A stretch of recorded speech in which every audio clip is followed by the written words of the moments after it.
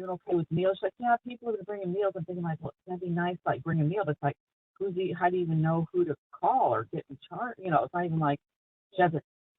I know. I guess we just.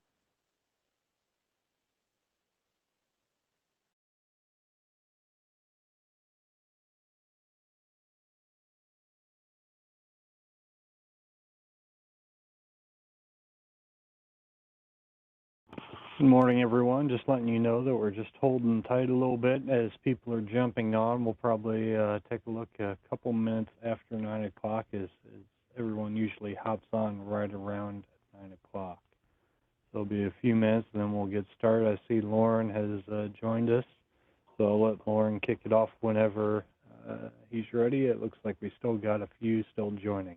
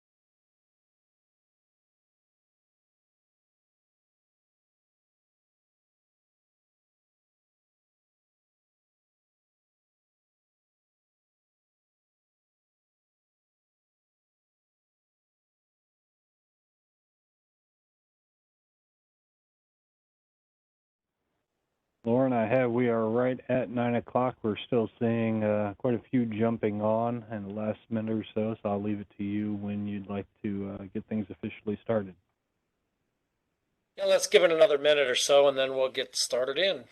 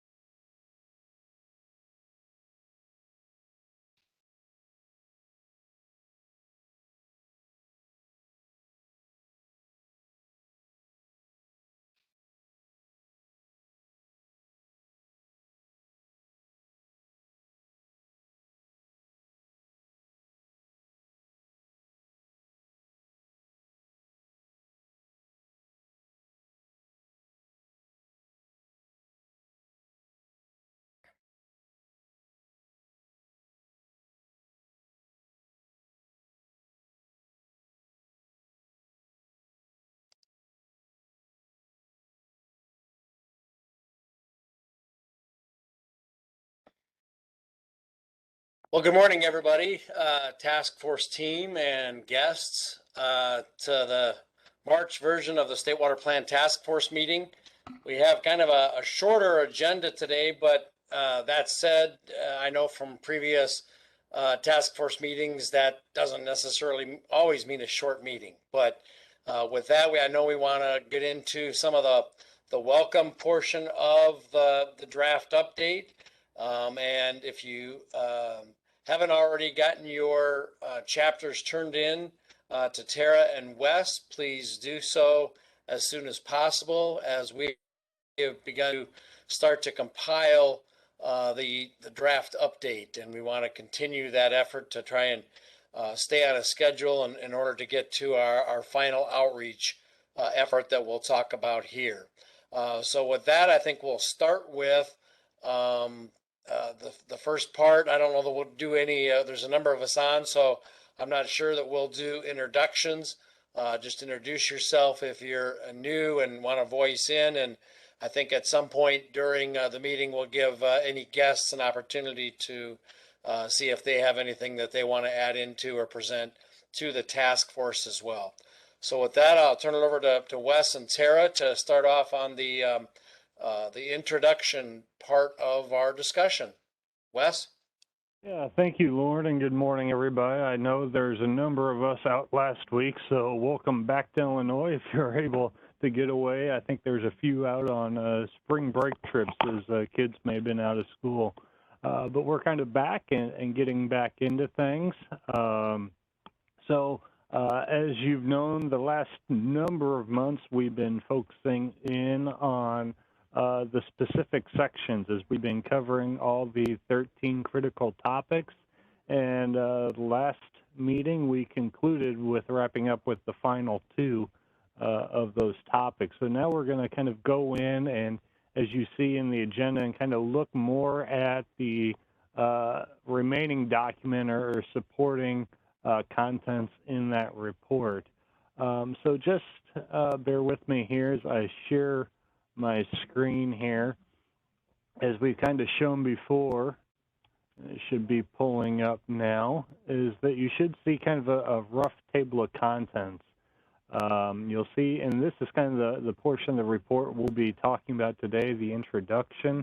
I did just want to show this in case there is any comments regarding kind of this beginning portion of the report where we have the essentially the letter, the executive summary, and then today we're going to be really kind of talking about the introduction and those pieces, seeing if we have any other portions we want to include.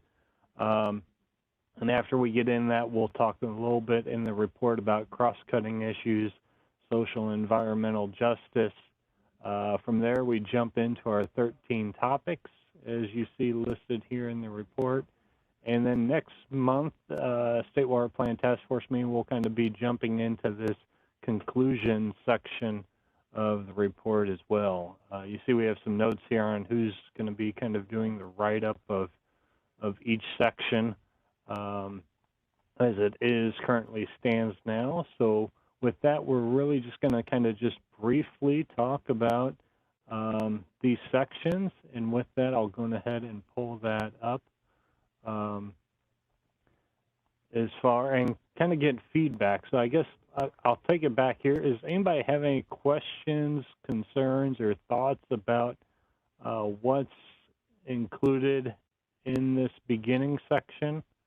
Again, this is kind of going to be the supporting documentation, any additional notes or sections that we need included in the introduction. And I'll just pause a little bit for any comments on just the general concepts of those titles. Yeah, Wes, this is Lauren. I guess, I would ask, what highlights would you like to see in the executive summary and or introduction? That might help kind of facilitate our discussion. What would you like to see highlighted, kind of maybe even as an attention grabber as we try to get into the meat of the report? Thank you. Yeah, and I see that Tara is kind of tasked with the executive summary. Tara, did you have any comments you wanted to talk about in the executive summary portion? Well, I would just say that generally I usually write those when the report's been pulled together, and then we're able to sort of extract the interesting and most informative facts. But I do welcome anyone that had something in particular that they want to make sure that is up there to please send them our way. Yeah, I think we have to be careful not to dive too deeply. And you know, I think with the 13 different topics, we have I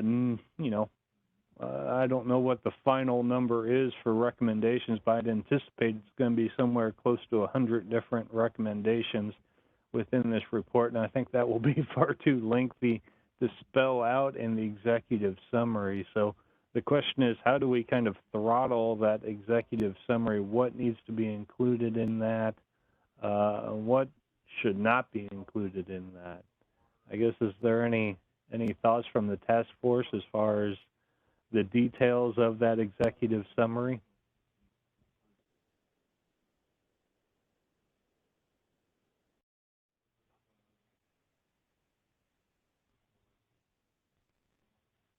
Well, this is Lauren. I'll start and see if it prompts any other thoughts there. I think that we want to convey that the update to the state water plan is about opportunity, right? Opportunities for improving programs, opportunities to change programs, opportunities to maybe serve the people of Illinois better in the various fields that we have chosen in there. So from my perspective, I think we hit on opportunity like we have on many of our outreach presentations, that, hey, this report puts before you, the thinking of the various state entities that are engaged in water and the opportunities, the challenges that may be out there, but really the opportunities we see that can be explored or implemented moving forward. Any other thoughts on that? Yeah, Lauren, I guess my comment to that is I'd almost see that more in the letter under number 1 here, from the letter of the task force. Do you see that as kind of more where we talk about the opportunity of this report? And, I guess I struggle with the executive summary because we have so much, so many different recommendations and issues that we're trying to address. It's going to be hard to pull those together into just an executive summary. I guess, starting at the very top with that letter from the chair coming from you, I see that being a great part or piece to put in this opportunity we have and focusing in on that. Russ, this is Laura. Yeah, Laura. I'm kind of wondering if maybe executive summary may not be the right name for this section, because I think you're right. There's just way too much in there. I'm kind of wondering more of like a preface or a preamble of some kind that brings in some of the spirit and direction, and then the intro is obviously something that goes into more detail. But maybe the executive summary is too big of a lift and not correct because of the amount of material there is. But a preface or something like that, and that can be several pages long, but then that might be where the groundwork is laid to help people understand the structure and the complexity of the report in that aspect. Yeah, this is BJ Murray. I know in our Illinois Marine Transportation System Plan, which was over 600 pages, we didn't do an executive summary either. We did a section called a plan overview, and so we were able to it was, I guess, similar to an executive summary, but we could put more things in there that we thought were pertinent than truly an executive summary.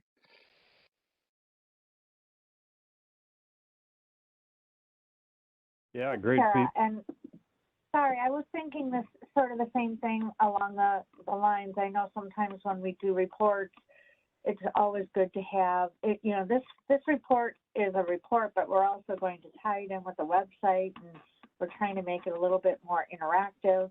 So I was envisioning maybe more of a brochure or a one-page document summary that went along with the report that would sort of highlight all those things that BJ and Laura just mentioned, but where we could hand that out to the people to see the main recommendations or a summary of the types of recommendations as more of a visually appealing one-page summary that they could easily digest.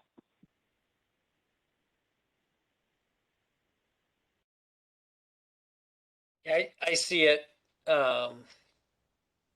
maybe almost as instructions of how to use, right? And definitely tie in the website accessibility as well.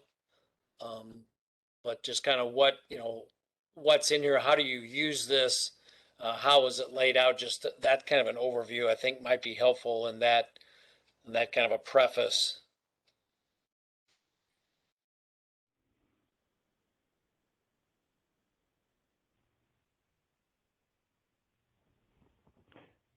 Yeah, I almost see us, I like Tara's idea of having kind of a fact sheet, so to speak, but I'm wondering if we almost create a separate standalone fact sheet type document to share with the public, aside from this report, if that would be included in this report or if it's just a standalone document that we would create. It's kind of that one-page brochure.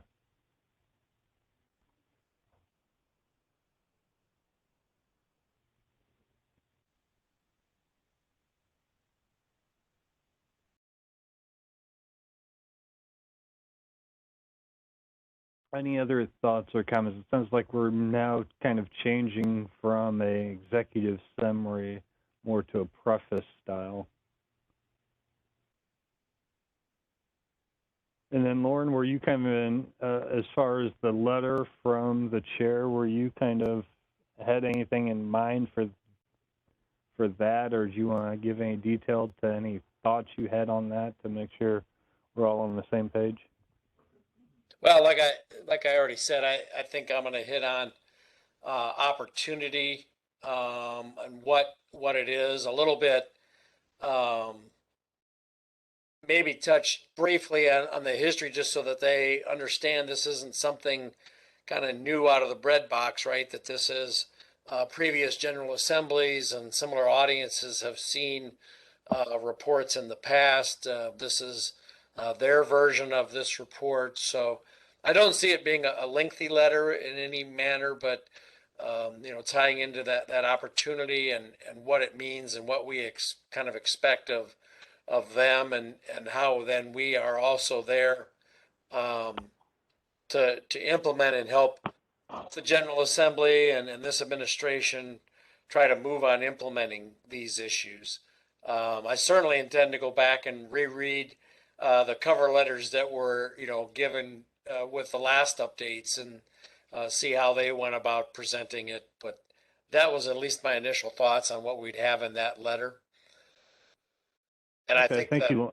I think the preface should, the preface should reflect a little bit of that, maybe again touching on opportunity or something that kind of repeats or reflects what's said in the cover letter as well. Very good. Does anybody have any additional comments to either of those two sections or any recommendations, suggestions, opinions, thoughts?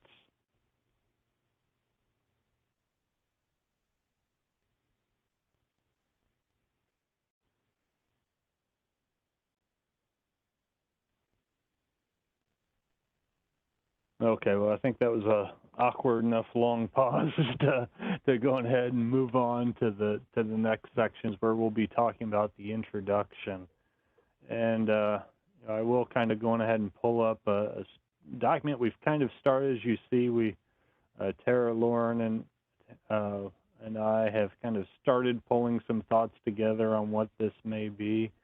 So I'm just going to pull up that document. You should be seeing it on the next section. So, Lauren, do you have anything that you're going to talk about or want to start at with the purpose and the water overview? I think that purpose also kind of overlaps a little bit maybe with that letter that you're going to have in that first section. Is it going to kind of reinstate that but also expand on it, or did you have any thoughts on what that purpose is, or if there are any comments on what needs to be included in this subsection? Well, I think this in the purpose section is kind of where that's our opportunity to say how to use this, right? Or what we expect the plan to accomplish or how it's used. So that was where my mindset was going on the purpose. Not just to be, well, hey, every once in a while we're supposed to update this plan, and so here it is. To me, it's more of, again, this, hey, folks, here's areas where the state agencies believe that the spotlight needs to be, and so as there's a particular area, if you're an elected official or a General Assembly member, look to those areas where you have interest or your region has particular concerns and dive into the report and into the recommendations in those areas. So to me, this is kind of where the how-to comes in a little bit. Yeah, Lauren, I thought it would also be maybe beneficial to maybe do a touch the topic of how this is going to be implemented and not go into the details of how we're going to implement this, the recommendations in the report, but just that there will be a implementation phase to kind of follow this report. That's not just a report and we're done, but also that there's anticipated future meetings giving updates, and that there will be kind of a next phase to this report. Agreed. Yeah.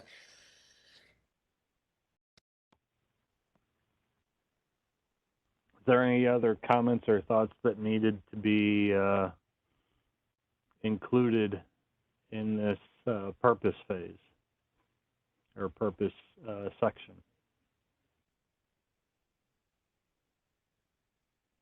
Okay. With that, we'll go on to the Illinois Water Overview. Again, as Lauren's kind of putting this together, Lauren, I kind of saw this maybe as a opportunity to kind of just talk a little bit about, and I have it highlighted down here, but I'm almost thinking that may be better to throw in this section up here is just some of the facts about Illinois Water. I guess I'll kind of again turn it to you to see if you have any initial thoughts or comments on what was going to be included here. Yeah, I guess certainly the water facts I think fit in there. Here is where it might give us the opportunity to also reflect kind of the importance, try to strive to point out the importance of why we're dealing with these particular issues and why it matters to the people of Illinois.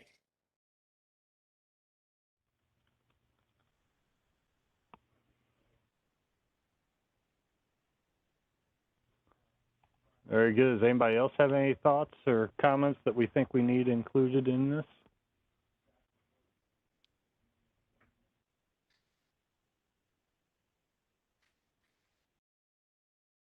I would just add maybe each leader or committee that has interesting Illinois water facts, maybe send them Lauren's way, just because we have our own facts that Office of Water Resources likes, but there's so many variety of interesting things that we might not think of.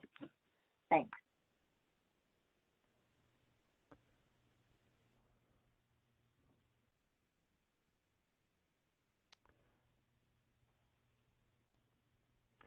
Lauren, I guess this is a question I have, and I know it's something that I've heard you talk on before, is I don't know if it's a good idea to include in this report, but I'll throw it out there for discussion.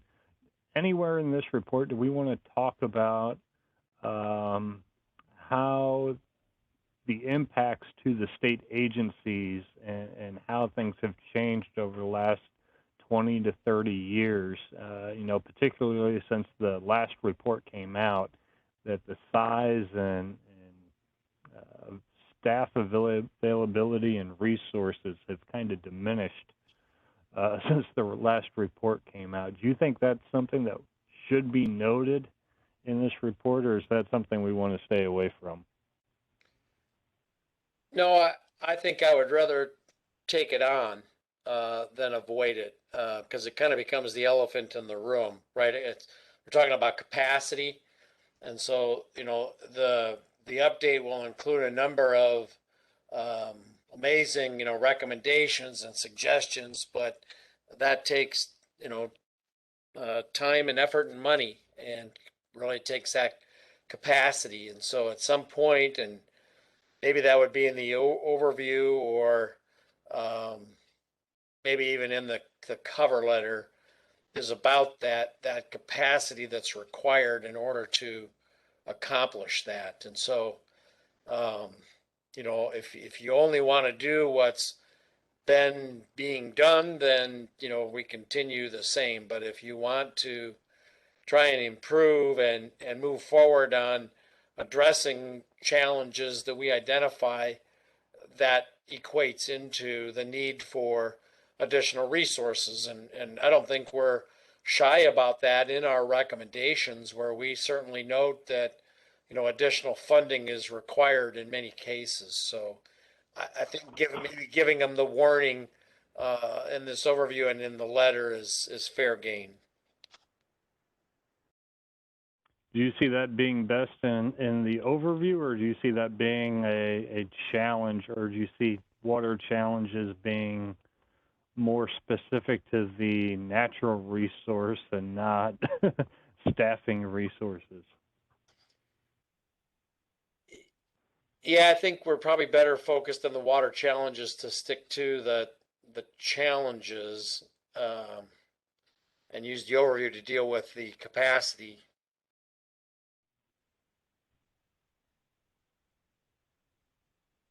This is Tara, and I feel like it's more in the purpose than the Illinois water overview.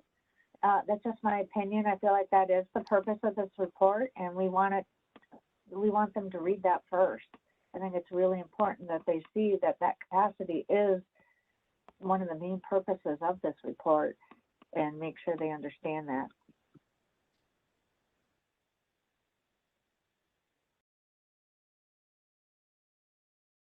Good morning, this is Chris. Along this discussion, would it be appropriate also to identify any major changes that have happened to state or federal acts or laws that are guiding maybe where changes from where we had been heading in the past to where we're heading now? Sure. Where do you see that best being, Chris? I have absolutely no idea, to be honest. And it may be that we just have to look and see what's actually out there and see if it's appropriate, if there's enough to capture it somewhere, or if it just ends up in, you know, later on in the report. Well, and some of that's reflective of the fact that so many years have gone by since an update was generated. So that reflection kind of, you know, leads into this idea that, you know, and in that time, the world has changed. And I guess I should have actually read the introduction part 2 that says changes to laws and regulations, unless Tara just typed that in there. No, I just typed that in there. Nope, I'm making notes as we talk. So I'm like, I didn't see that there. It was right there, Chris. Come on. Right there, we got it. I'm pilfering other people's ideas, darn it. So, but no, actually, I think in the overview that makes sense. And, you know, if there's something big or there's something that's taken us, you know, well, you know, we've got emerging contaminants. We've got, you know, lead pipeline issues. We've got a lot of public health issues that probably weren't addressed back at, you know, or identified as an issue 20 years ago, that we really have to spend a lot of resources on there. So maybe it's appropriate in the overview again to say, you know, we're not only dealing with what we were looking at 40 years ago, but here's all the other things that are now clumped into this and need to be addressed when we're being responsible on how we move forward. Lauren, this is Laura. Back to adding Illinois water facts.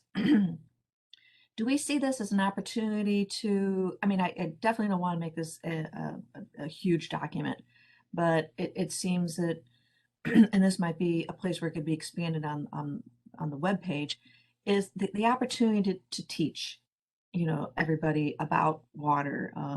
You know, I still, and we probably always will, run across people who don't understand what a watershed is, and you know, how water, you know, the orientation of just, you know, what you do in a stream, you know, affects somebody downstream, and you know, making sure they understand that groundwater is not underground rivers, things like that.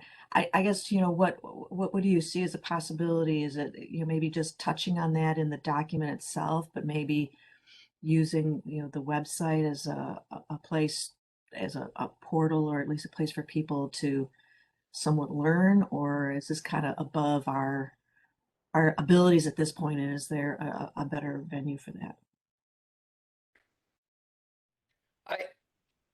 Yeah, I think the report can touch on that. I think we need to point people to the website where we would have more capability to do more of that. So the mention of it sounds like a great idea, or, and, to learn more, maybe we have, I guess in a digital kind of a version of the report, we could have links, but, to get folks going to the website where we might have more about, yeah, what is a watershed?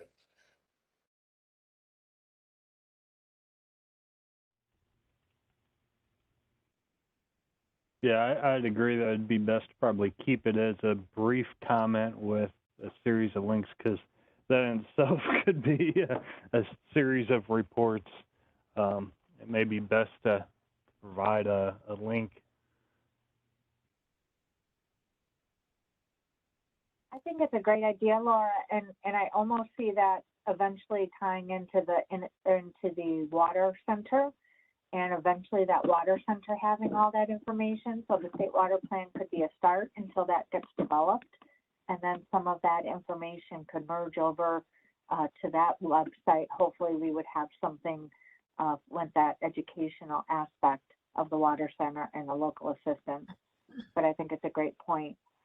The other one I just wanted to quickly mention, Chris, when she mentioned her idea about the changes, at some point we should probably address some of the success that we've had with the previous water plans, or just a quick paragraph to say that some of the recommendations that were done in the 80s actually became programs within some of the agencies, and that they actually have completed some of the recommendations that we had, a little bit just to show that the readers and the General Assembly that this document is viable and has worked in the past.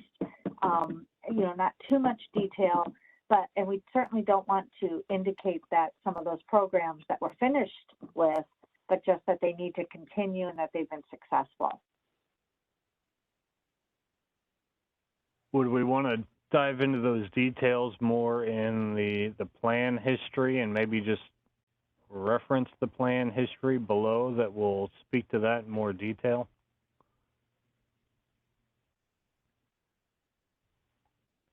I think if it's okay if it touches on it in both places, to me.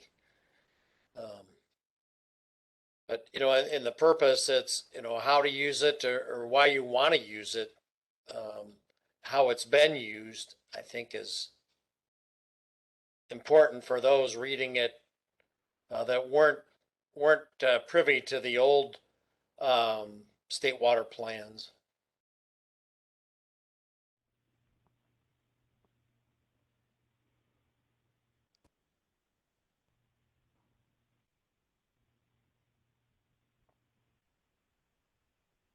Any other comments or recommendations for either the purpose or the water overview? I think that gave us some good guidance on what these sections should include. And I think that we want to, I guess I want to convey that this is a snapshot, or this is the 2022 update, but the work continues, right? That this isn't, okay, we've done it, so now we're going to all dismiss and we'll reconvene in 5 or 10 years. I think I want to, through one of these sections, really convey the fact that, hey, we're giving you a snapshot of where things stand and what our focus and where the spotlight needs to be. But this is an ongoing effort. The task force is going to continue to meet, and the task force will continue to work to implement not only these recommendations, but perhaps others as they continue to surface. So I think we need to convey that this This isn't just kind of a stoic effort, that this is a snapshot into a very dynamic effort.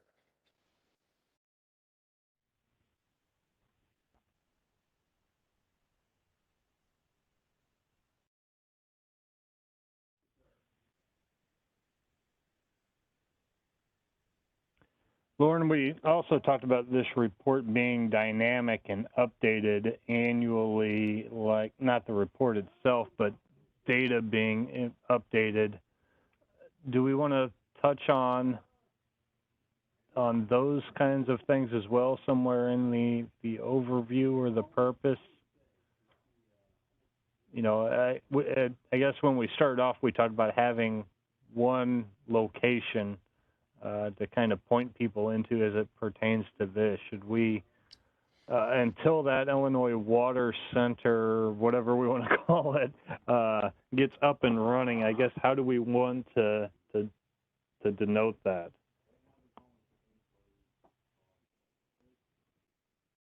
Denote, I missed the first part of that.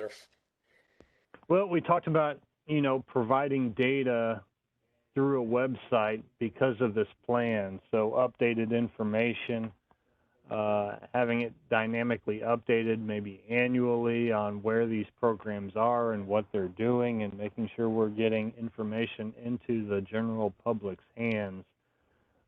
We don't really speak to that in any of these early sections. I wonder if we want to speak to that as we've kind of talked about in prior presentations. And I know we don't really have a source to really point them to initially. I think the Water Center is kind of could be that in the future, but I don't know if we want to kind of mention as part of the purpose, maybe, that this will be a, I'm trying to think of how to word it, but, you know, the idea that this will be an ongoing, it kind of falls in that we'll continue to work, but also that we'll continue to provide a dynamic updates. Yeah, I see that in the purpose. And maybe it's, you know, in this section as well.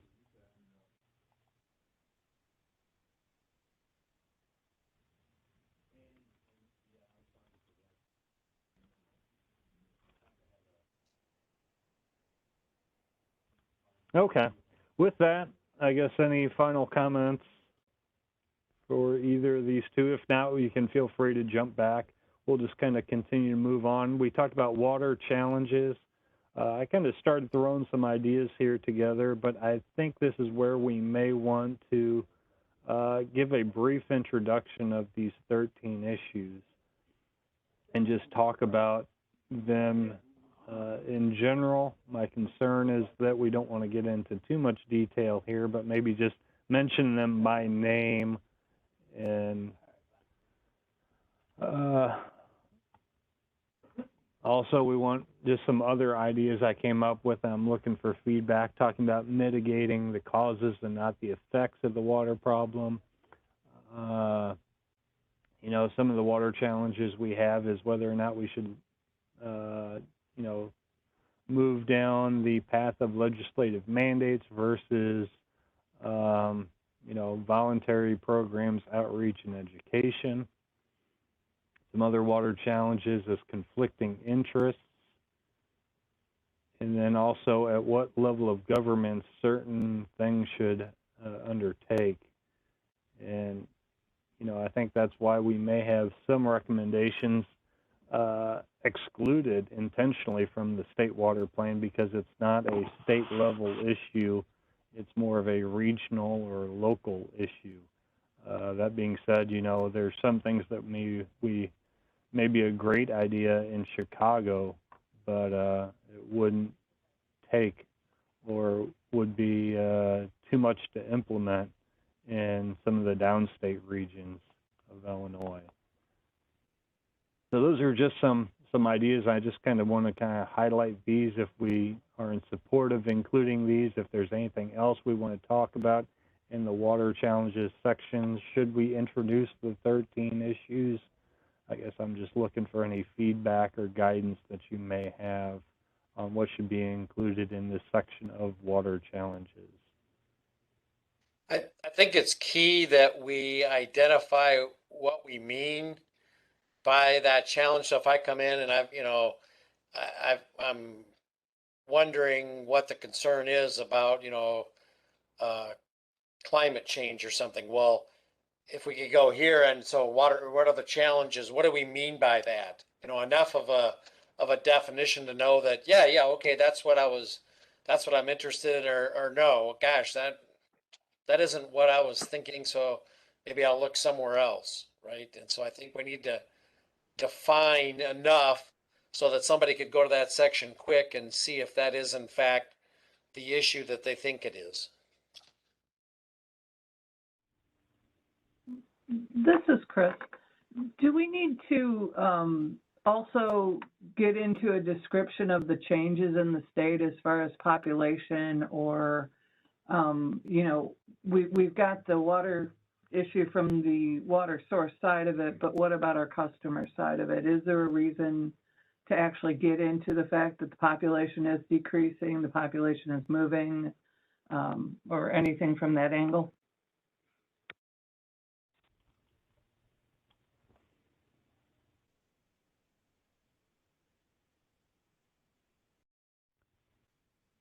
Yeah, Christine, I think that's a good question. It kind of becomes a question specific to each of these 13.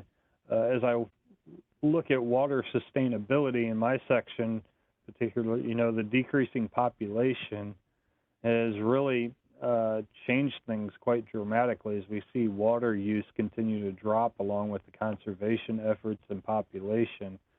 So it's maybe not as much of a challenge as it is,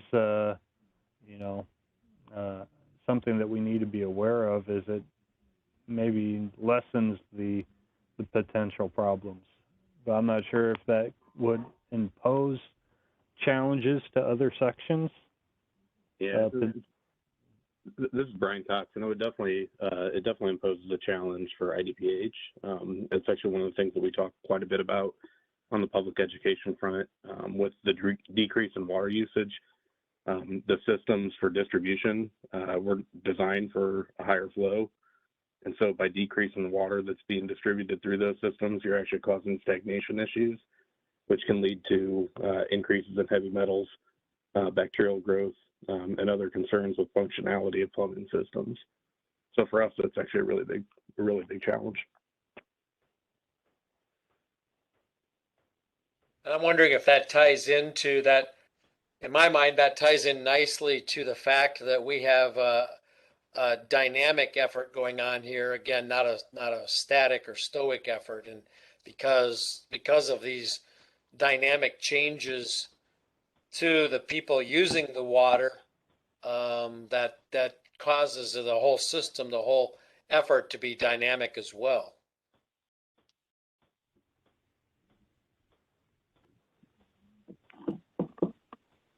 I think the population, what Chris was saying, is a great challenge to add. The other one, and I'm not sure if it impacts others to the extent the population, but just in general, land use changes and changes in, it's sort of related. I mean, land use changes overall, but I don't know if it's big enough to be a full statewide issue. So I just opened that up.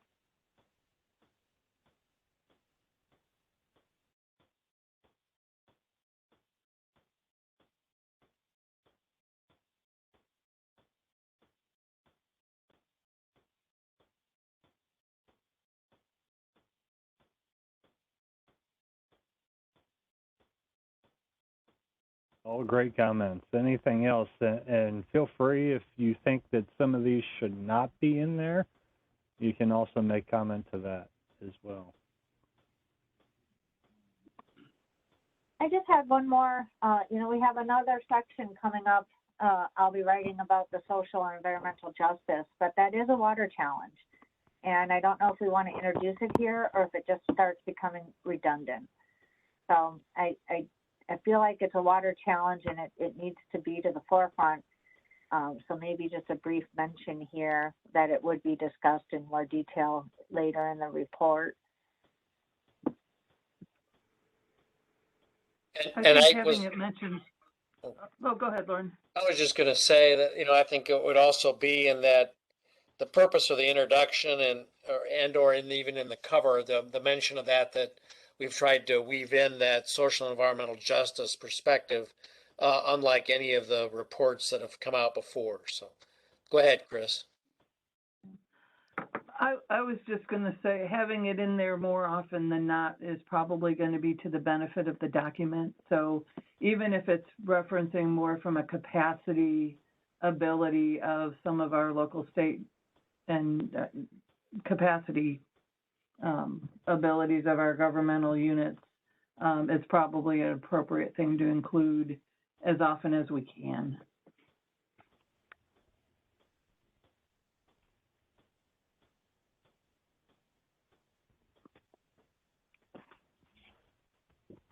This is Brian Cox with IDPH again. One of the other things, and I know this is one of the 13 issues, but climate change is a big one that's really going to affect all facets of water industry and natural water bodies.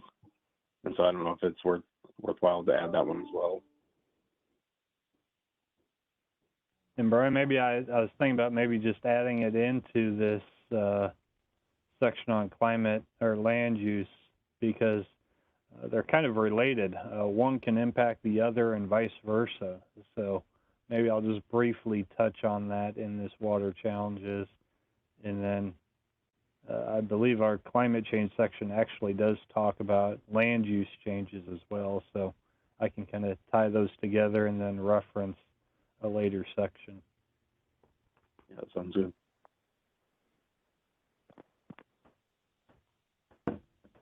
And again, once we pull a draft report together, we can kind of see how it flows and if it seems like it fits there well, or because it's its own separate issue, if we think we want to pull it out because it's too redundant, we can kind of make that decision as we do a more of a final review. Anything else on water challenges?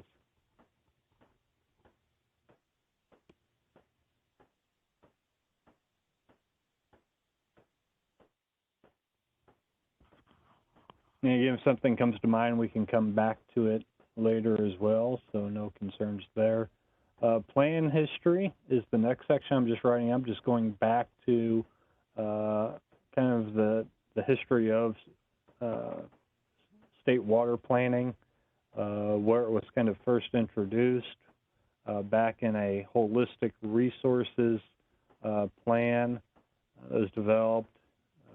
You guys, we can share this once we get through draft. You can read through it if you're interested and see if there's anything specific that you want to talk about. We're talking about essentially it started with the 44 Natural Resources Report, then went to the first state water plan in 67, and then it jumps into the most recent plan in 84.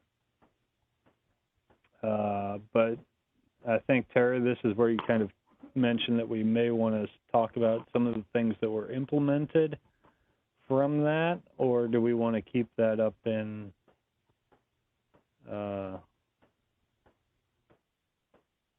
overview section?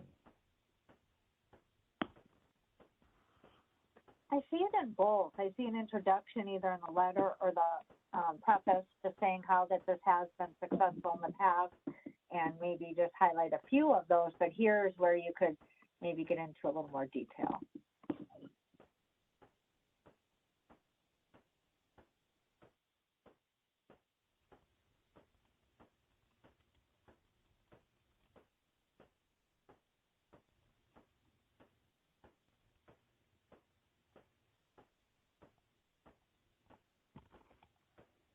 And or again, reference the website for even greater details.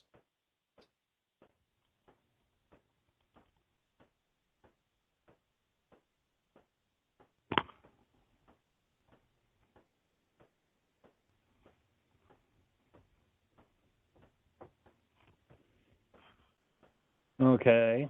And I guess to kind of finish up that section, I kind of conclude by talking about the initiative as we all came together to make the decision to update this report, which kind of pulls it into the next section of the summary of the plan development. Is there any other comments on this plan history section? Anything that we need to talk about, or you know, if there's other documents that you think need to be referenced here? And I want to be cautious not to throw in every report that had to do with planning for any of the 13 topics, but kind of more on a holistic water planning effort.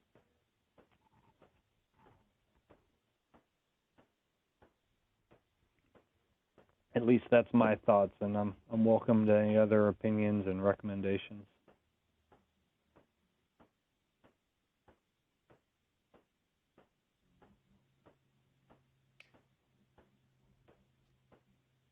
Okay. I have a general, I guess I have a general question for the task force. You know, I think when we get into each of the individual chapters, we may or may not have, you know, we have some diagrams and illustrations and photos. What does the group think about including photos in some of these intro sections? Just to me, when if you get a document, the more photos you got, the less onerous, I guess, it looks at to read or see. What do other folks think about it, trying to include photos in with the report? Lauren, this is I'd BJ. I support think, fully. yeah, go ahead, I'm sorry. Oh, sorry about that. I was just saying I would support it fully. The people that we want to read this document need to have something that looks pleasing to them and draws their eye into it. Just text has a tendency to push people away. Yes, I agree. I succumb to the adage that a picture's worth 1,000 words, and I think it makes for a better readable and viewable document by having pictures in it. Absolutely agree. So with that said, I guess if any of you have photos that you think provide 1,000 words or more by the photo alone, I guess send them in for consideration, you know, because I agree that I think having the photos, not only does it make it for more colorful or an easier read, but it can serve to deliver as big a message as a page full of words. So.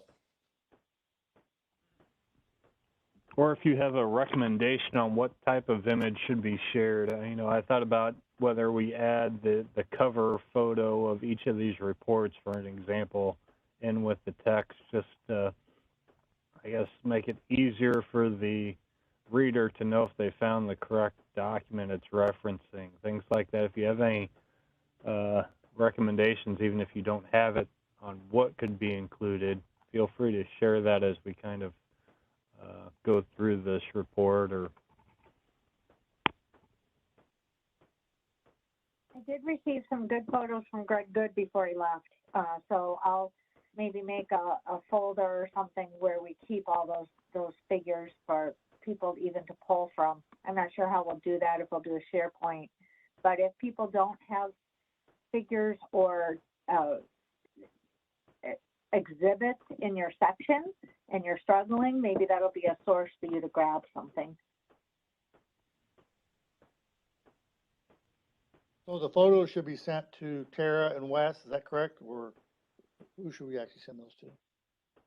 yeah, BJ, that's fine. You can send it to either one of us or both, Okay. whichever. We'll make sure it gets kind of stored in one place, and then once we find a good way to share that with the group, we'll do that. Okay, great, thank you. And make sure, I think the pictures, it would be really helpful for the reader to identify with some of them if we can provide you know, the location of what it is, and then if need to, just a quick attribution of who provided the photo.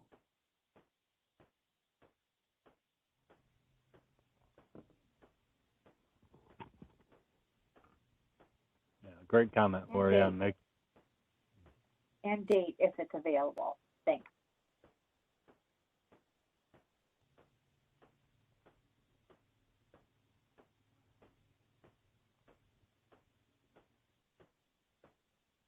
so essentially we're looking for that caption to go along with the photo or illustration.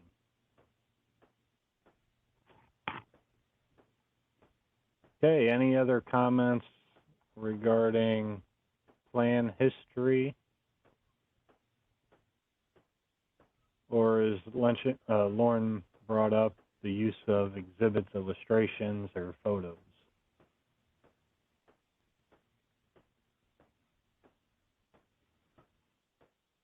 So I'll ask each section, since I may not be as familiar with your program, to let me or provide me any programs within your department that may have been initiated as a result of the last water report. I know EPA has one. I know OWR has one as well. So just send that to me. If not, hopefully we'll catch it whenever we go through the final review of the document.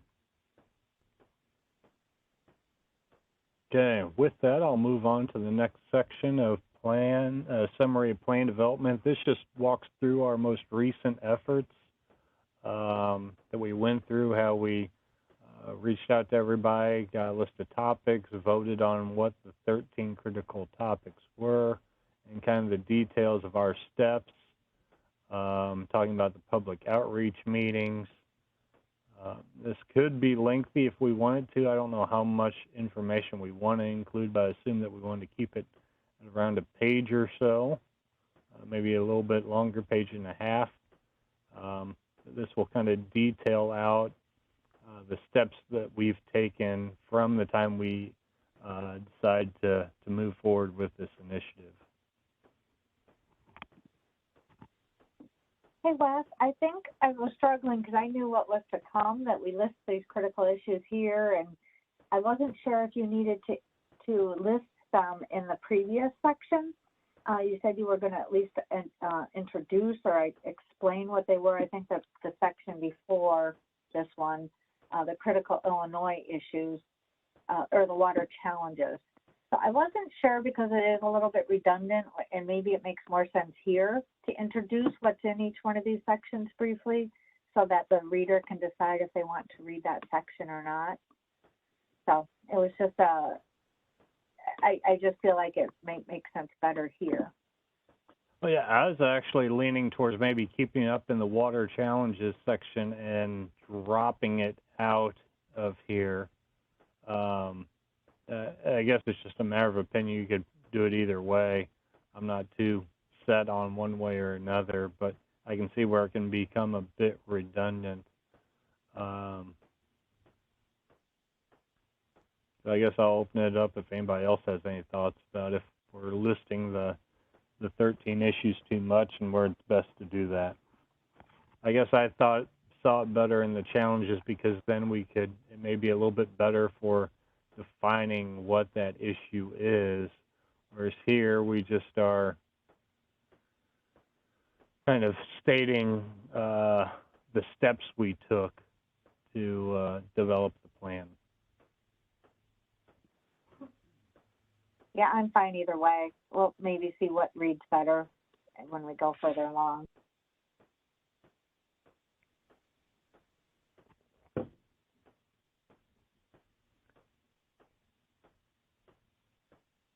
And does anything else need to be in the summary of plan development outside of just the steps we've taken to develop this plan?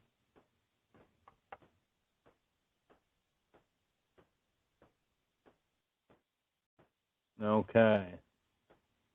Moving on to the next section, and just so I think we're kind of coming towards about halfway through. Lauren, the underlying plan principles. I guess I think this has maybe been touched upon, and we need to maybe distinguish the difference between this and the purpose, or is it too redundant?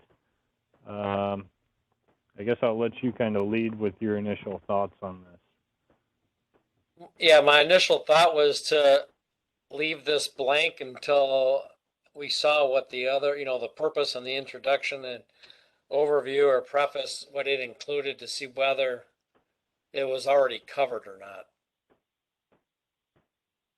Yeah, I could see where it may become a little redundant. Yeah.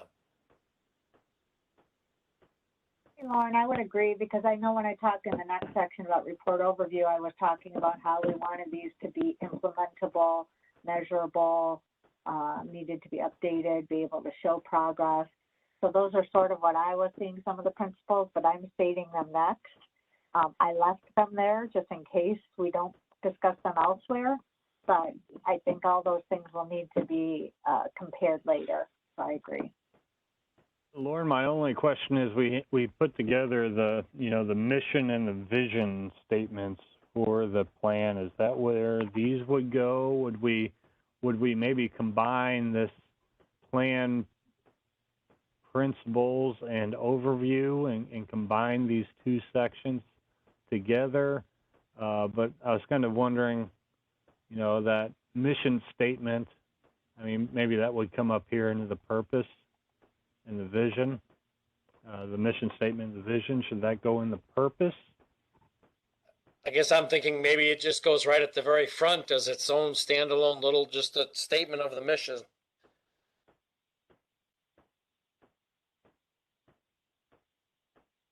So right at the very beginning, actually, it's its own.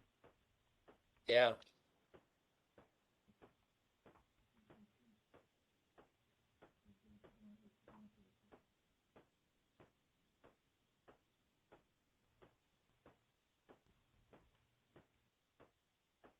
And Tara developed this report, so I'm going to botch it here.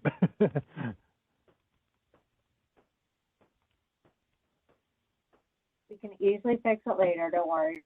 Yeah. Anyway. Okay, so we'll have that before the purpose then? Okay. I think so. All right, very good. We'll come back to, so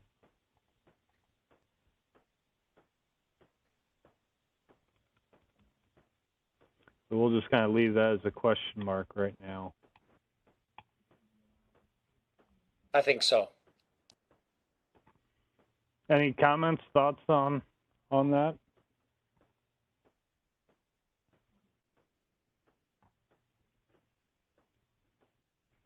Okay, with that, I guess I'll leave Tara kind of kick off the report overview and what the thought is on this section. Yeah, I mean, basically I use this section to familiarize the reader with where they can find and how it was laid out. I know we have the table of contents, but there is some statements in here. I really just was doing a free flow, and some of it might really be pertinent and put somewhere else. But the first paragraph is just talking about what's in the introduction. There's quite a bit in the introduction, so I just and I may end up doing bullets or something. This is a lot of text, but ideally we tell them where to find what they're looking for in each section. And then I did talk a little bit about the mission of the study, maybe below that last. I think I just started to talk about, again, I listed all 13 sections. So we may, it might be getting redundant. Go up a little less, sorry. Back to that green table. So here I was listening that I listed all the topics again. So maybe we don't do that again. But I was at least saying which agency was the lead for that particular, and maybe that doesn't matter anymore. We can discuss I think ultimately everyone just read this section and if there's things to add or take out. And so then after I identified the topics, I just talked about what was in each section. At first we did an introduction overview of that topic. And then we talked briefly about the overarching issues. And then I talked about how we talk about, or the table lists the recommendations. And then I did try to describe in some of those columns what those options were. We had that column for funding option and the lead agency I described. Maybe once, if you could go to the funding options, I did, when I developed my table, I thought it was important. A lot of times we had our original one-time funding, annual funding. We had a couple that we talked about throughout some of those other individual section discussions. And one of those was, is this new annual funding or is it increased? And I didn't know, at some point someone just said maintain funding. So I put that in italics. These weren't some of our original choices, but I just wanted to open it up to discussion because it might be important to differentiate if we need something brand new, or if we already have funding, or if we just maintain what we have today. So I throw that out to the group, but the other ones that we used to have was just one time, new funding, none, unknown, and then federal. And I think we added federal fairly recently, and that was just to say maybe matching federal funds. So I don't know if we want to say matching federal, because I don't think any of our programs or recommendations can be strictly funded by federal sources, but I might be wrong. So maybe just open up the discussion for funding options. The last thing I'll say, I did go through that funding section. They did a great job of coming up with about 5 different funding types. And some of those were strategic for water issues that we hadn't addressed in the past. And some of it was just capital funding for these programs. And then we had the revolving loans. And then we had, they described all their funding types. So I didn't know at some point if we needed to describe which type of funding we were asking the General Assembly for. I thought that was something we might want to discuss as well.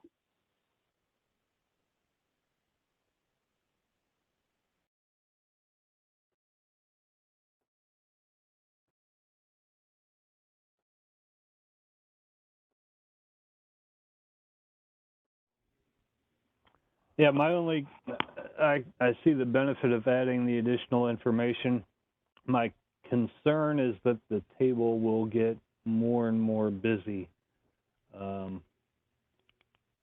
guess we can see what it looks like with this and whether or not we want to include that level of detail in the table. I guess as long as it fits, it'd be okay, but you know, we are providing quite a bit of information in that table as it is, and if it fits, then I think it'd be fine.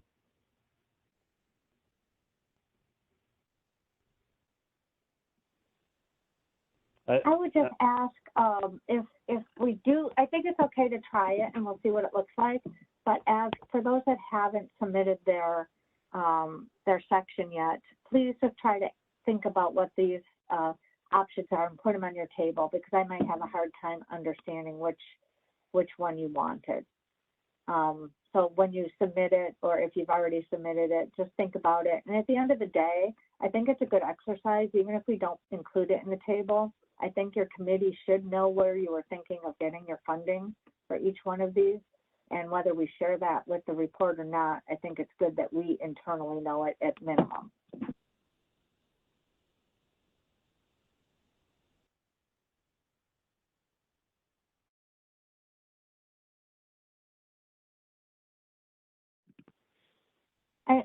I would just add, if you're looking for that discussion about the different types of funding, I know it's not complete and it was presented, but the minutes from all the meetings are posted on the website. And I can't recall exactly which date it was, but the minutes actually had that section and all the discussion that was related to that funding section. So if you might want to refer back to that, or if someone just needs me to send, as soon as we get the latest funding section. I don't think I've received it. Les, have you received that section yet? I don't think so. Okay, as soon as we get it, we can send it out to the group. That might be easiest. Thanks.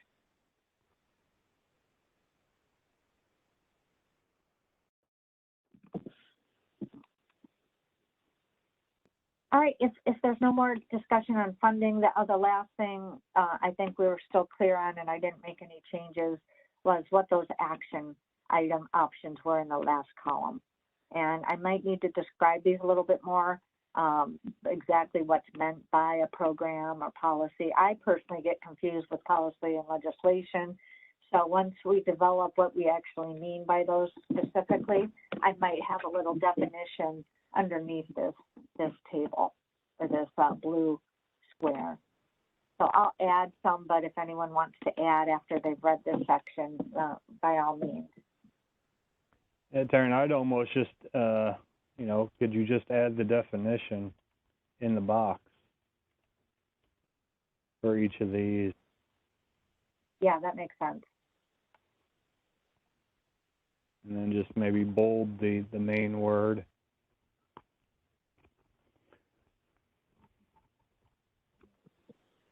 Yeah, I would agree. I know that, sorry, real quick, that in general, when people read reports, even just putting something in a box makes it more visually pleasing.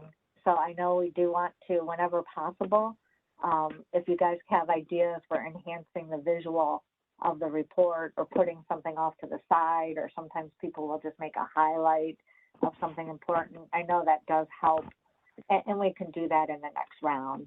But any ideas that you guys have used in your report formats that have worked and would lend itself quite well to this, please let us know.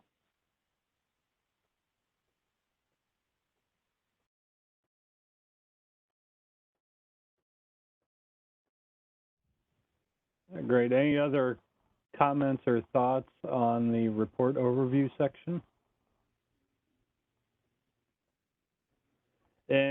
Tara, one comment I'll have is this lead agency, I think that may be better set if we didn't want to include this table here, is we go through the acknowledgements. I think this is where we would want to mention all the agencies and stakeholders that participate in each of the subcommittees.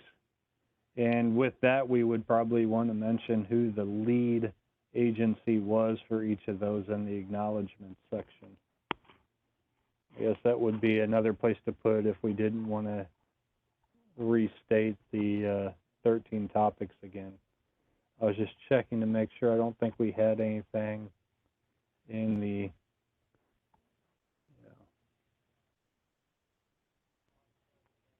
Yep, I was just making sure we didn't have anything in the appendix. We do have the list of committees. Yeah. Yeah, so I mean, I guess, does anybody have any thoughts on what this acknowledgement section should include?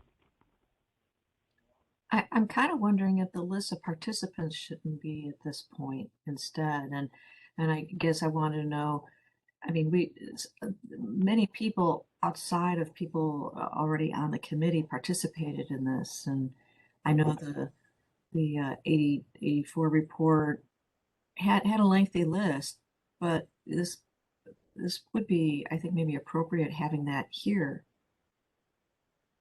Instead of acknowledgements, really essentially the list of all the committee participants. Should we exclude it from the appendix then? That's what I'm kind of wondering, because it's kind of, I mean, I guess it's just a matter of I'm looking at the 84, plan, but I think maybe having something that earlier in the document gives, I don't know, people an idea of how many people actually worked on this, and not that everybody reads reports from cover to cover in that order, but I think it's an appropriate place. I don't know what other people think. I guess I was thinking that it definitely needs to be in there, with a thank you, maybe even an idea of the number of participants that were there. But I still like all the details being in an appendix.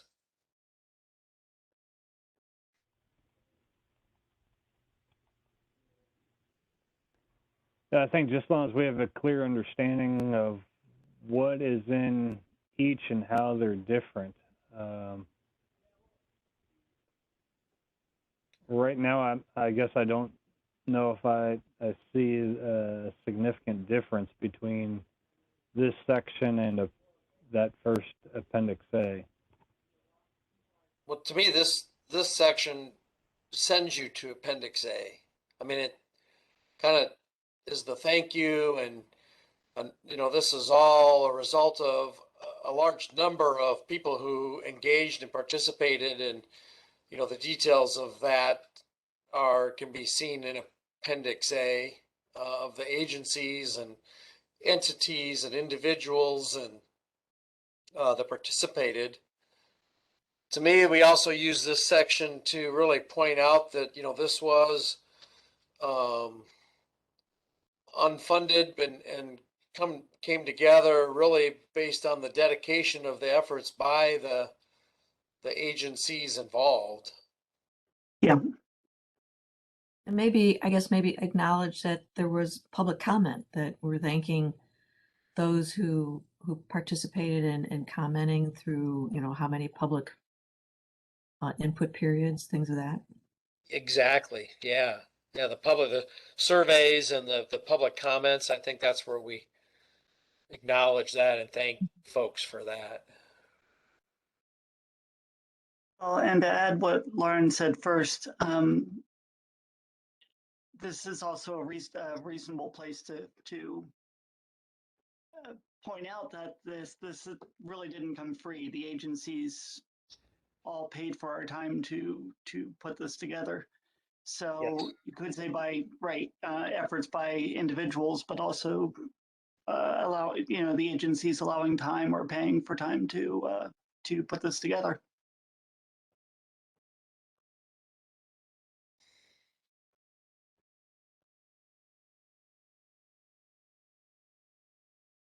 Because it's that important.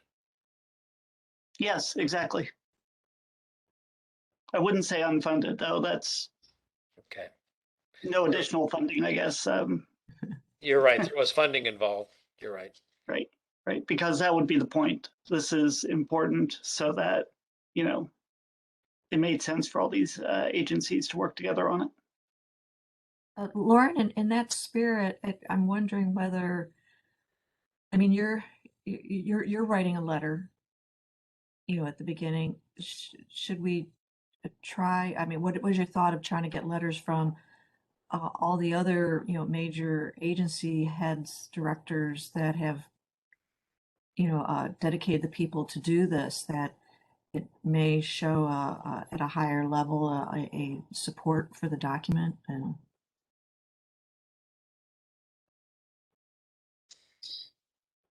just something to think about.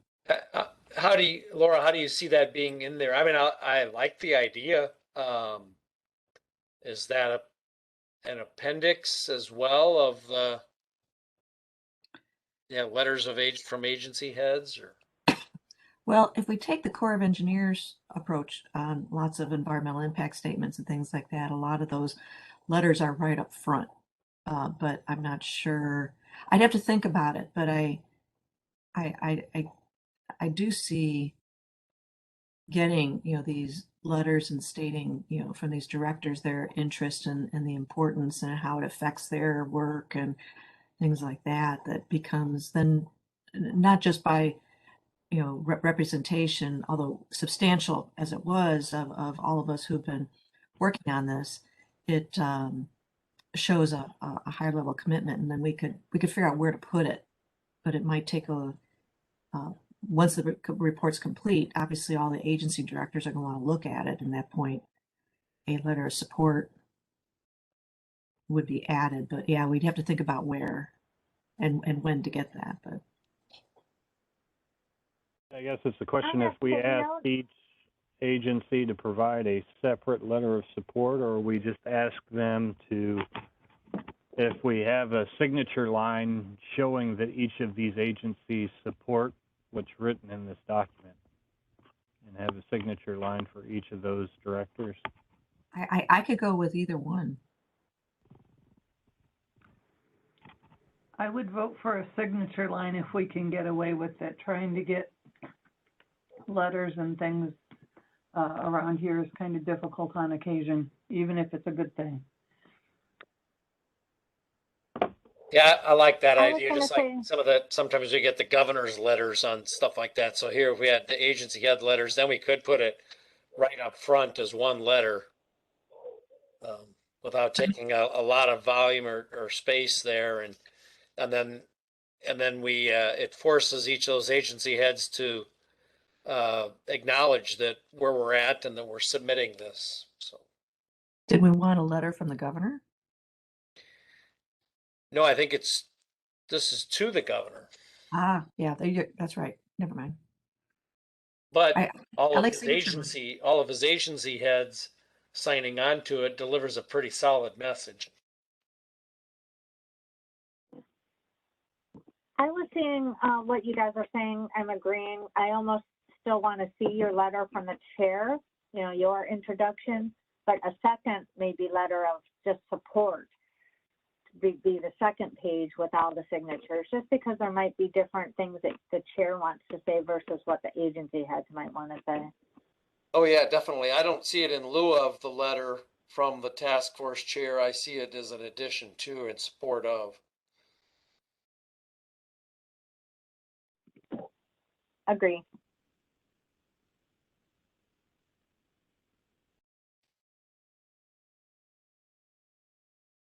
Thank you, Laura. Good idea.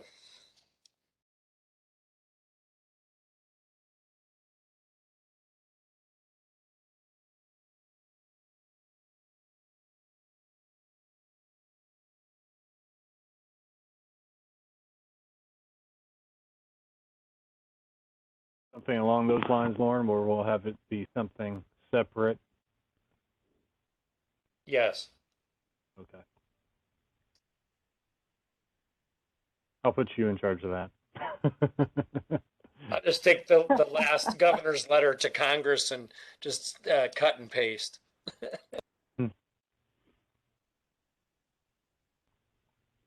Okay, let's see where we at now. We're down to any other comments on acknowledgements.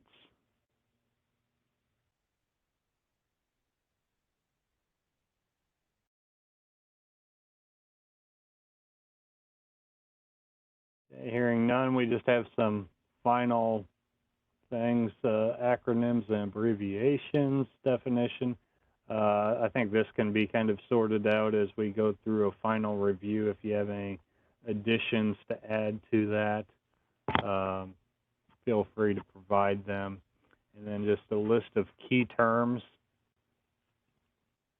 something that where the general public, if they're reading, they may not understand what riparian means or any other terms. So again, that's something that we'll kind of reach out and ask each section lead if they have any key terms that they utilize heavily that we may not have included to provide that, and maybe a quick definition of what that is. And I think that's it for the introduction. Is there any comments on either of these last two sections? I'll just note that I think between ongoing discussions between Water Survey and Water Resources, I think we arrived at Illinois Integrated Water Information Center, IWIC.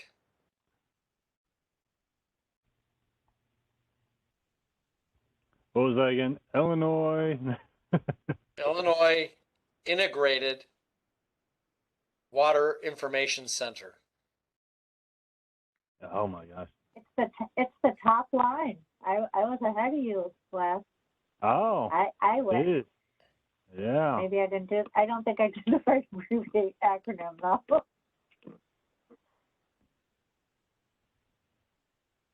Put an I before the C. Yeah.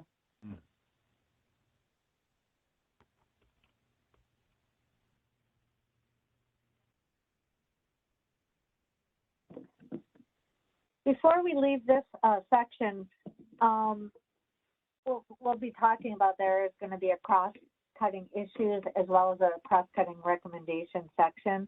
So when you are submitting your section to Wes and I, if you could, like we did during the individual discussions, it won't go in the body of the report, but if you could note that you know that your particular recommendation or issue cross-cuts with somebody else's, if you could just put a note or highlight it or let me know in some fashion, it'll make it a little bit easier for me and Laura to develop those cross-cutting issues.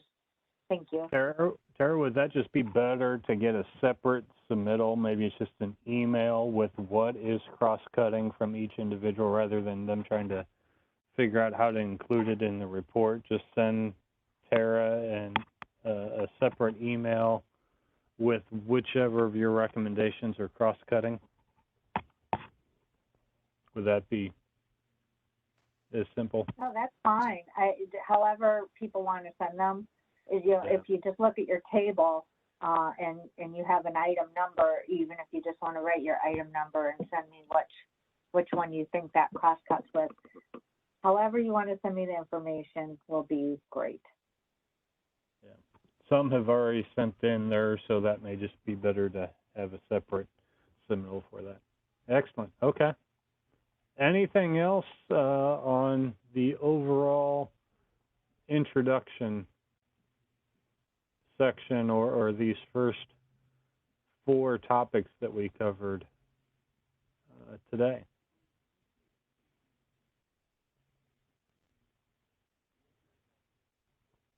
All right, hearing none, I think we're going to defer on the cross-cutting issues and maybe wait till we get more detail from each of the sections that we can maybe have something kind of drafted up. So we'll maybe table that. Tara, do you think we want to cover that in the next meeting? Do we think we'll have something ready by then? Depends on when the next meeting is, but yeah, I think we should hopefully have that ready. Okay, yeah, I anticipate that we're looking again about a month out for the next meeting. So with that, we'll cover cross-cutting issues in that graphic, and then we will likely talk about the conclusion section, and just make sure that we're all on the same page, similar to how we did with the introduction section. So we'll kind of cover sections 20 and 21, and maybe also, I guess I'll talk to Tara and see if we think we'll be ready to cover cross-cutting issues, and if we want to talk about the social environmental justice section or not. So that's kind of the preliminary agenda for the next meeting. Does anybody have anything else that they would like to see on the next meeting's agenda?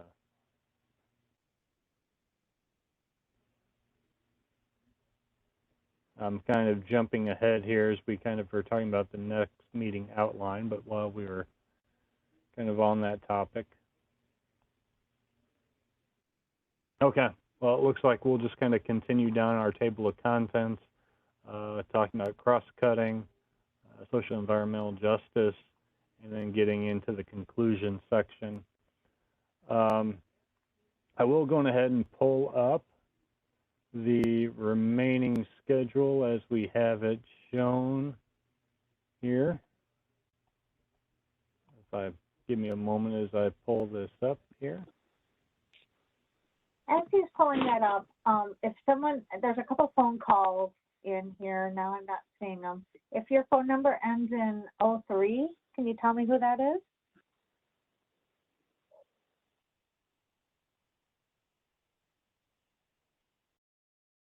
Or 92? Tara, that's Rick. That's and the number's ending with 92. That's Gary Bingenheimer with the Illinois EPA. Thank you. Yep. Okay, just in summary, just a quick review of our schedule coming up. Again, at the end of March, we asked for each committee to send in their draft sections. I think I got some of those while I was out last week, but I think we still have some more that are due. So I haven't gotten an updated list on who I've received those from, but try and get those into me next week. If I don't have them by next week, I might send out an email blast of which ones we're missing. So if you could get those to me as soon as possible. Also get Tara the list of cross-cutting issues so she and Laura can start compiling that section graphic. As a result, we are at the State Water Task Force where we've gotten through kind of what we talked about, and the next things that we're going to be looking at is drafting that report. But I think this is going to have to get tabled because I think we'll want to talk about the those future sections. So I'd probably propose that we'll have a draft report a little later than the April 5th so that we can discuss those later sections as well. So I anticipate that we may be bumping back a little bit the public outreach. I kind of hate to push that into the summer, but I guess I'm concerned that we won't have a draft report in about 6 weeks from now, which would be about the middle of May, since we still have some sections to get through. Does anybody have any thoughts on that? Any concerns about maybe pushing the public outreach into maybe closer to middle of the summer, June, July timeframe?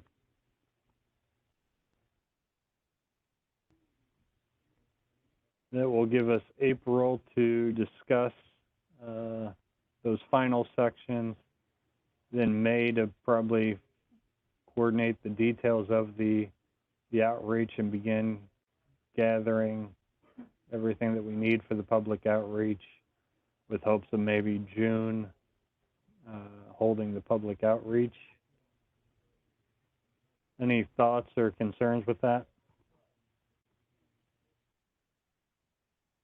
I know it's probably not ideal. I know there will likely be a lot of individuals out on vacations in June, but I don't know if we want to. If we tentatively tried to shoot for that very first week of June, like the 1st through the 3rd, that's like a Wednesday through Friday. Would we still catch folks not quite out of school or headed on vacations yet?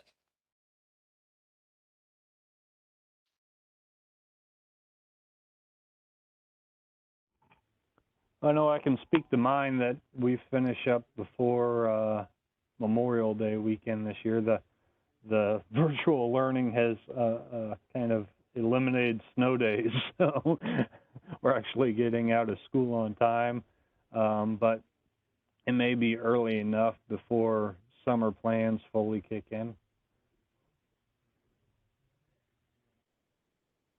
And again, we'll have, I guess, Lauren, are we looking at in person, or are we thinking that we'll just round it out with another virtual and kind of have it recorded so they'll have it available?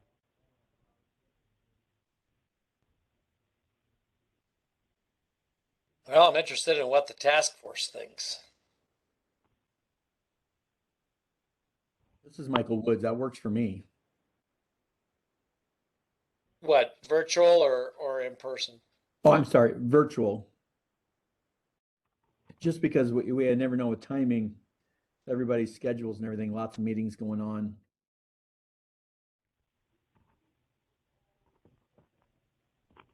Would you consider hybrid? That's where my mind was going. This is Chris. I'm okay with whatever the group comes up with. It would be nice to get out of the office. Yeah, this is BJ. I'm flexible too. I can do an in-person or virtual, whatever best suits the majority.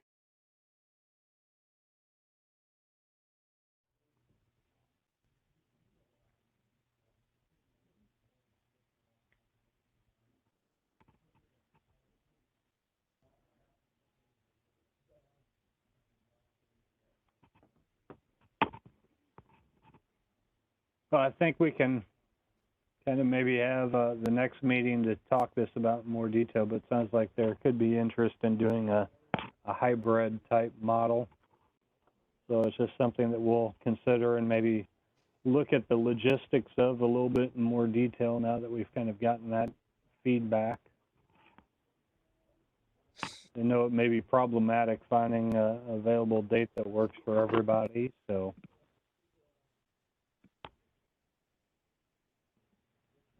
Well, I Hey, think Wes, like I just before we, wanted to work, go ahead, Terry.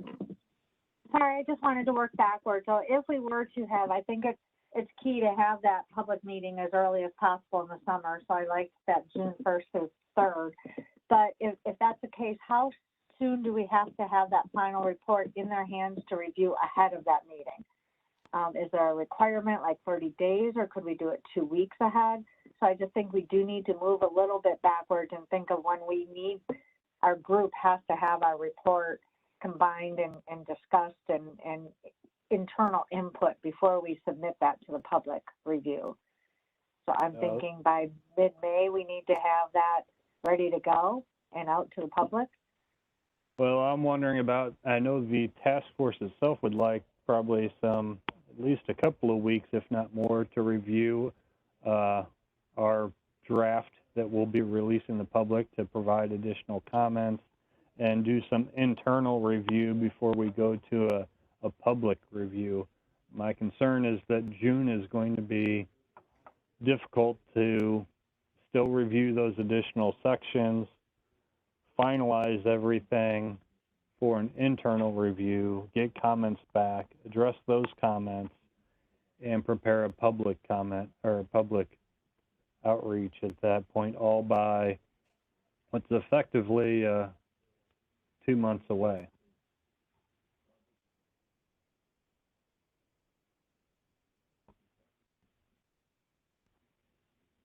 So would we get more attention? And I do not want to kick this down the road, but it just seems heading into summer, getting any participation that maybe people are ready to start talking business again in late August or so. I mean, we have to get our work done and we all have our summer schedules and stuff like that, but I'm just thinking of audience and getting the public input and being able to get it on the desk of the governor later and stuff like that. I just kind of worrying about the timing of the rollout.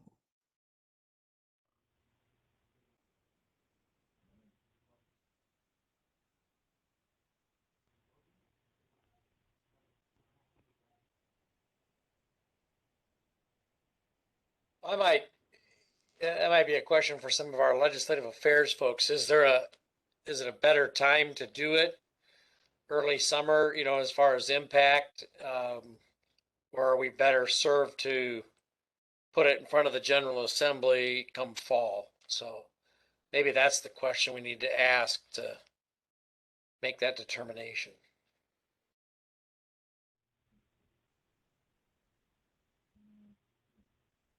I like Laura's idea, but I hate to lose our momentum, and I'm concerned that if we put that too far in the future, that's just going to push all of we're still going to have that same issue come end of or beginning of August, having everything done. So I really want us to continue moving forward and have some internal deadlines.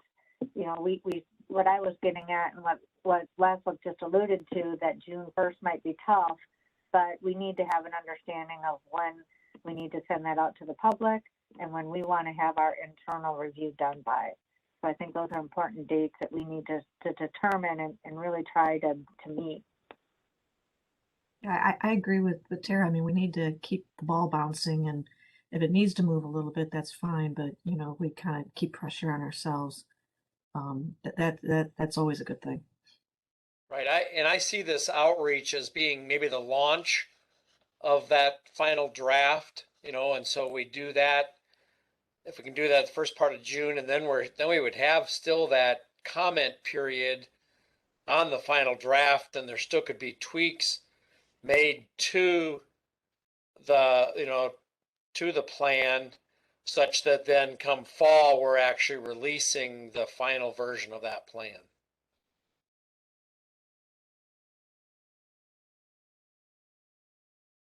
So instead of trying to have a completely final one done for that last outreach, we do have, I guess, our final draft in essence, but there still could be some tweaks that are made through the summer.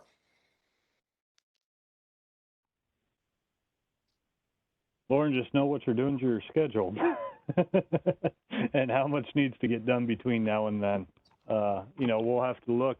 We may have to have a meeting more, I guess, sooner than a month period if we want to get through the later portion of the report and then start working on our, we'll essentially need all of May or have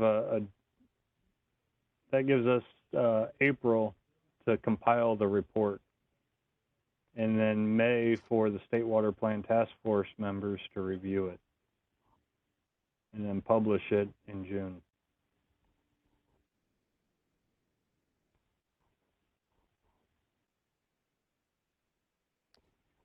So that would propose we'd almost need another State Water Plan Task Force meeting middle of April, so that we can talk about the final chapters or sections and have it completed by the end of April. I agree.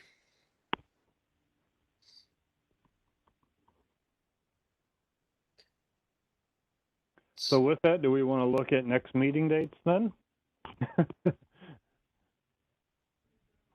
I think so. Okay. So let's just see if we're talking about meeting in April. I would say we probably would need something late the second week or early the third week, so that would give us time to make changes and hopefully get something out to the task force the first week in May. Well, this 9 to 11 time period seems to work pretty well in people's schedules on Mondays.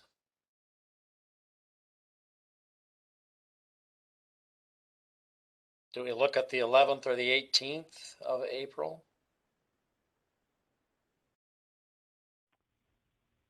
How does the 11th and the 18th sound for everyone?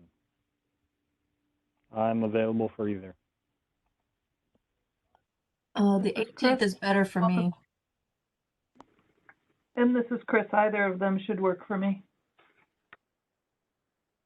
This is Michael Woods. Both of them work for me.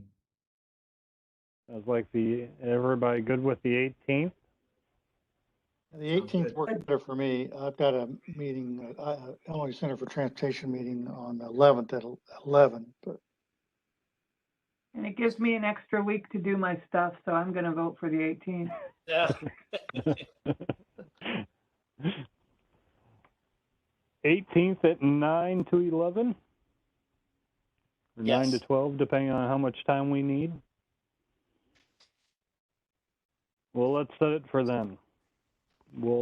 Tara, I assume you'll be willing to get a meeting pulled together, and we'll share that link with you all in the near future. Sounds good. Wes, I did get a comment from public, and they wanted to know if they could speak, and she just posted in the chat. I'll go ahead and read it, and as we're closing up the meeting.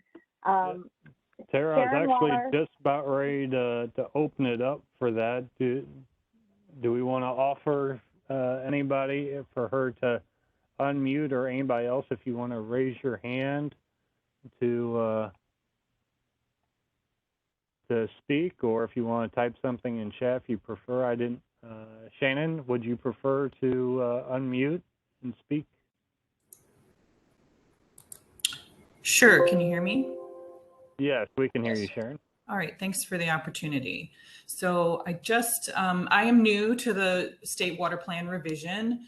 And I see that you did include opportunity for public outreach in December of 2020 and also May of 2021. I'm curious as to how stakeholders are identified, because a new chapter of Water Reuse Association, an Illinois chapter, is forming and will be interested in the opportunity to comment. And it can provide a preview of comments that would be evolving, but specifically, be interested in the topic of reuse being included, and also water quality trading credits, affordability, and associated pros, cons, pathways to implementation or barriers. Also, emerging issues such as PFAS. These might already be included, don't know.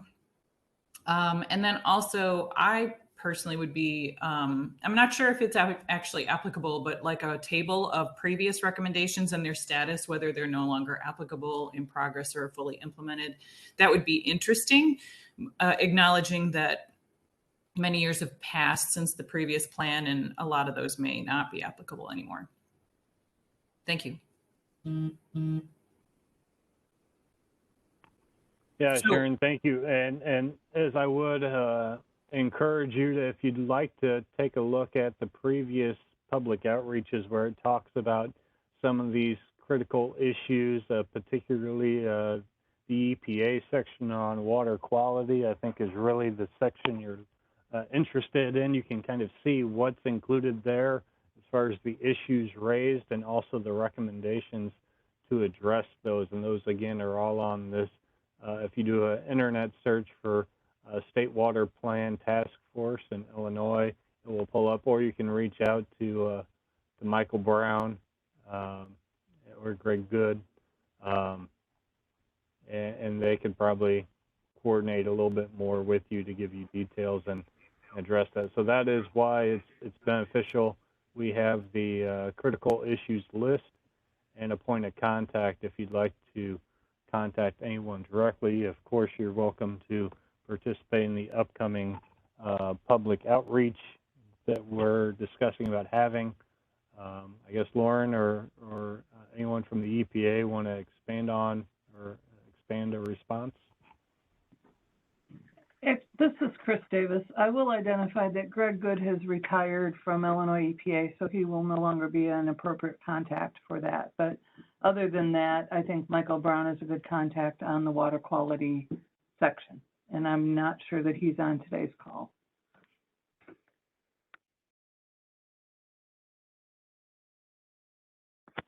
Hey, Sharon, this is Brian Cox with IDPH, and I know we've talked in the past too about it, and I'd be happy to have some additional discussion with you about water reuse from the plumbing side of things. And I'm not sure if you're getting at water reuse on a much larger scale or if you're talking more on a individual building scale, but I'd be happy to have another conversation with you about that. That would be great. Just let me know how to contact you. I think that plumbing is far, far down the road, and there are some more intermediate steps that could be taken for just helping our industry adapt to climate change. Okay.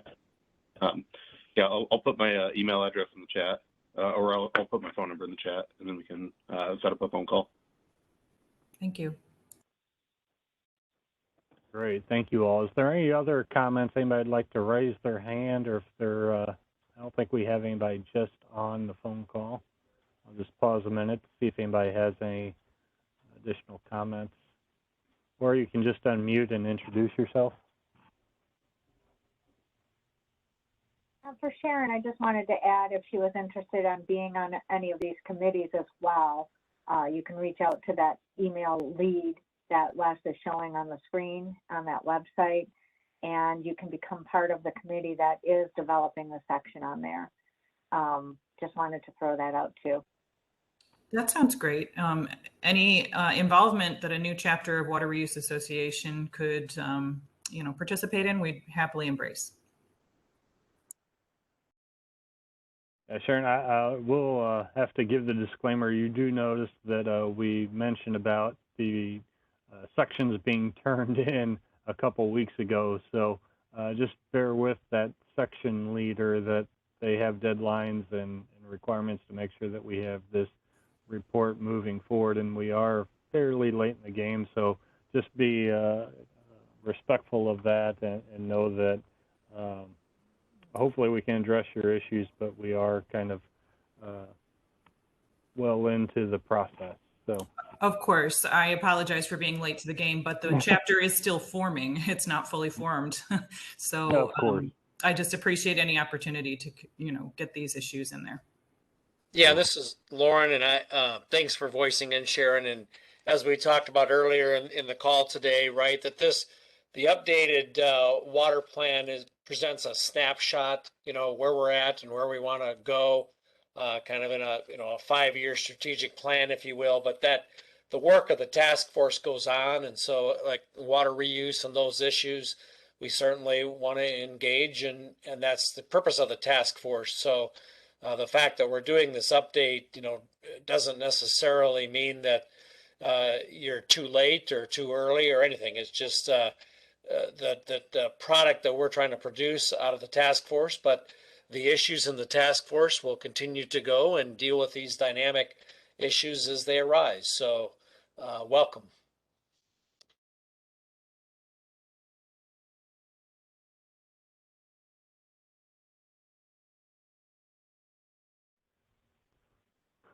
Okay, well, it looks like we have hit, I believe, every issue on the agenda. I guess I will open it up if anybody has any general questions, comments, either from the task force or from the general public.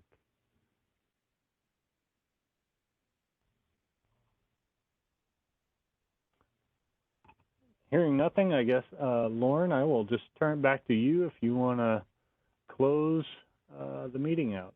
Sure. Yeah. And again, thanks for everybody's time. We're kind of getting into the crunch time, myself included, in those assignments and the task ahead. And so we'll have at it, but we do need to work on getting some resolution and getting the update done. So with me, join in and let's try and work hard to get us to the point where we have that draft together. So again, thanks for your time. If thoughts come up after the meeting, be sure to just shoot an email to Tara, Wes, or I, and as needed, and we'll give that consideration as well. So thanks everybody for your time today, and we'll press on.